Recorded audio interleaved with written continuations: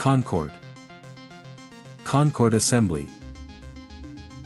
The Consolidated Cooperation and Relations Command Assembly, or CONCORD Assembly as it has become known, was founded over a century ago, after the five empires initially established contact with each other. From the outset interstellar relations were strained. That being the case, the main purpose of an agency like CONCORD was to ease the tension and create a foundation for peaceful cooperation between the empires. This endeavor is widely regarded as a success, given that while several flare-ups have occurred, and indeed the empires have come to blows since CONCORD's formation, a situation of all-out war has been avoided through careful mediation and negotiation.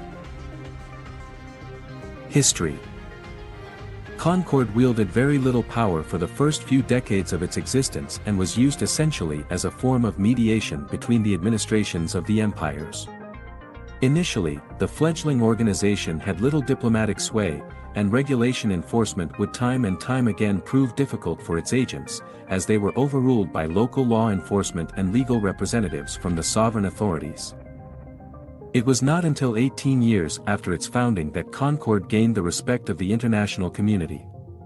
After the Battle of Ayanarsta, the bloodiest and most costly engagement the Galenti-Caldari War had seen in decades, both sides were tired of fighting, though long-entrenched hatred and pride prevented either side from asking for a ceasefire.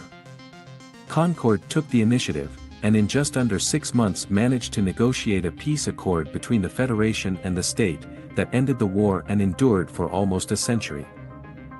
In the last 3 decades, CONCORD's authority and influence have expanded even further, particularly as interstellar trade has grown into the cornerstone of New Eden's economy, and the age of the capsuleer has dawned. The growing power of CONCORD has, however, often raised concern within the empires that the organization could begin to exercise leverage in areas which have until now been regarded as the respective nations' internal affairs. CONCORD is now no longer regarded as a neutral ground for the empires to hammer out diplomatic agreements. It has become an independent institution that sets its own rules and regulations, which it is both willing and able to uphold.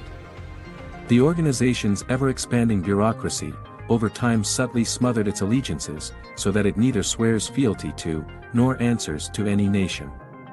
The only hold the empires had historically possessed over the organization, that of financial support, has in addition been almost completely erased, as revenues from customs, confiscation of illegal goods, license sales, and infrastructure management are more than enough to keep the organization in the black.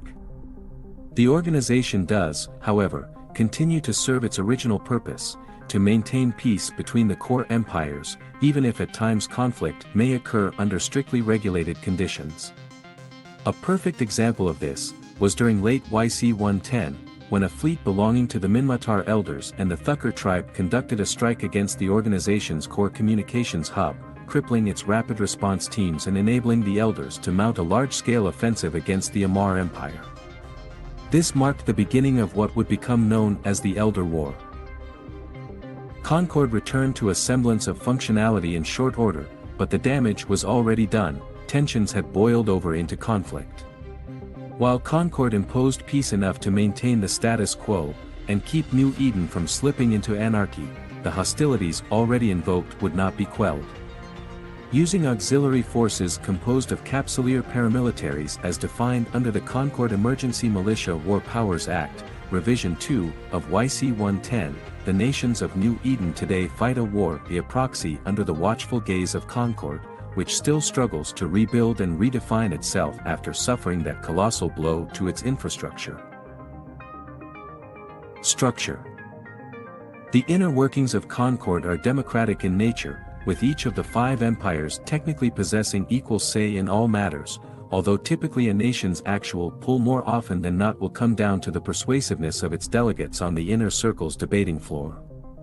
In reality, while the process is billed as democratic, the ultimate decision lies with a majority vote by the 5 heads of the inner circle based on the presentation of content delivered by the delegates of the empires. The CONCORD Assembly itself is divided into 3 main divisions, each of which handles a certain aspect of the organization's relationship with the empires and independent capsuleers. These divisions are all bound by the 14 articles of the UI Convention and all associated approved amendments. Inner Circle. The Inner Circle is the top-level department of CONCORD. The Assembly's policies are discussed and decided on during Inner Circle meetings, which are usually closed to everyone other than the 5 heads of the Inner Circle and the 5 delegates from the core empires. In the early years of CONCORD, the members of the Inner Circle were nominated by the empires, whereas today they are employees of CONCORD. This ensures that their loyalty is no longer bound to any one empire, but rather to CONCORD itself and its policies. The Inner Circle is responsible for all high-level decision-making within CONCORD, as well as the passing of new legislation and approval of amendments to existing legal documentation. The Inner Circle's council is made up of the chief executive and the heads of the Inner Circle's 4 branches: intelligence, administration, advisory, and internal security. Each empire selects one delegate to the Inner Circle who is responsible for bringing her government's concerns to CONCORD in weekly status meetings. These delegates, with due reason, also have the authority to request that the Inner Circle convene in an emergency situation. Directive Enforcement Department.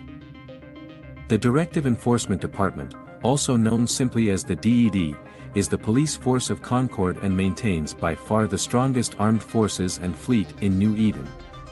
The prime responsibility of the DED is to track and bring to justice high-profile criminals. To this end, it often hires independent contractors, such as bounty hunters and private investigators, to assist with its actions. The DED handles the licenses and legal issues of all bounty hunters for the empires, although some of the empires have bypassed the DED's approval under extenuating circumstances.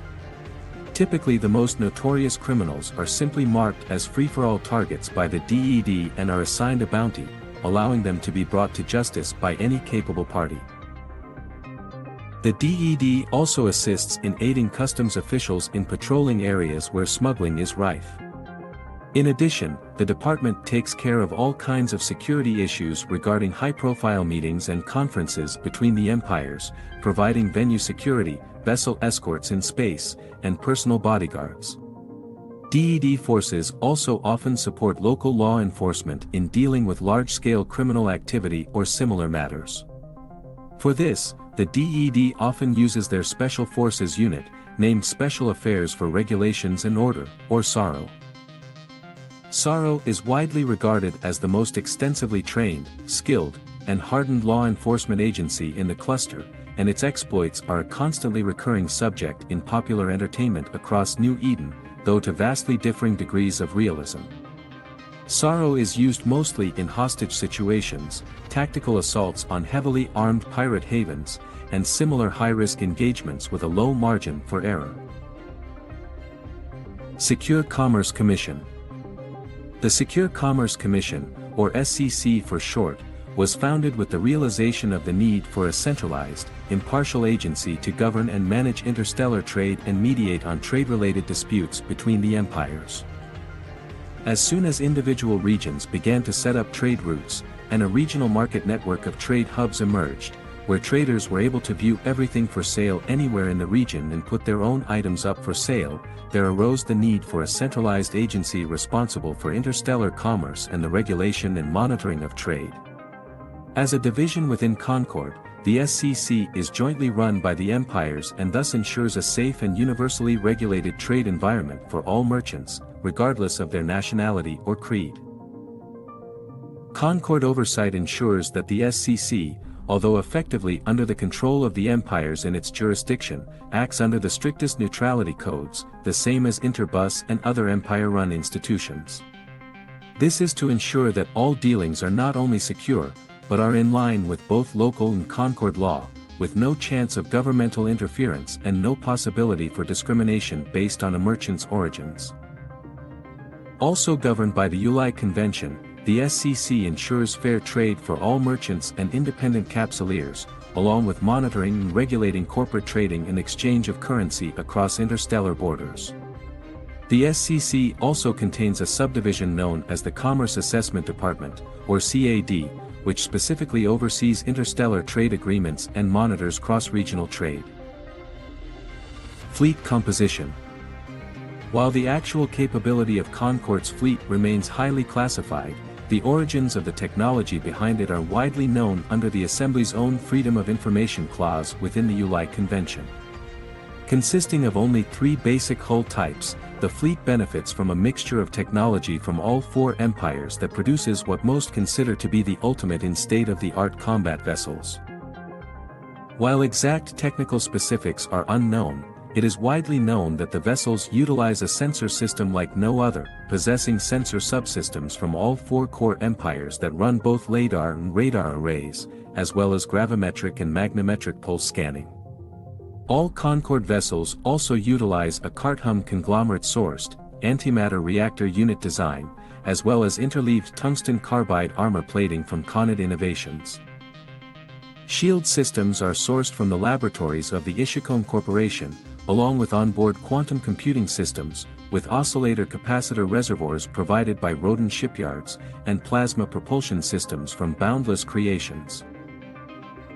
With a universally recognizable profile, the external designs of CONCORD's fleet have remained the same for almost a century, making them unmistakable whenever they are spotted patrolling the space lanes.